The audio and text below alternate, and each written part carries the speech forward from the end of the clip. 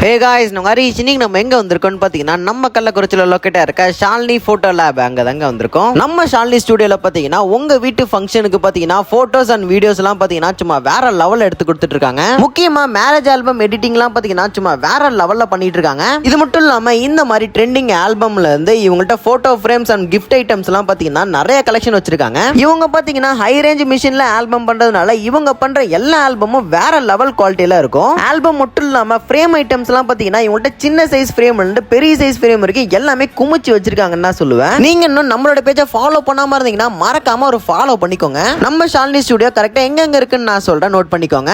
நம்ம கள்ளக்குறிச்சி துருவ மெயின் ரோட்ல லொகேட்டா இருக்க நம்ம கருப்பட்டி பேக் சைடுல தான் கரெக்டா நம்ம ஷாலினி போட்டோ லேப் லொகேட்டா இருக்கு. இன்னொரு ஸ்டுடியோ எங்க இருக்குன்னு பாத்தீங்கன்னா நம்ம கள்ளக்குறிச்சி பஸ் ஸ்டாண்ட் பக்கத்துல இருக்க ராஜு நாட்டு மருந்து கடை ஆப்போசிட்ல தாங்க கரெக்டா லொகேட்டா இருக்கு. நம்ம கள்ளக்குறிச்சியை கலக்கிட்டு இருக்க நம்ம ஷாலினி ஸ்டுடியோ நாளைக்கு பாத்தீங்கன்னா மேலூர்ல இன்னொரு பிரான்ச் ஓபன் பண்ண போறாங்க.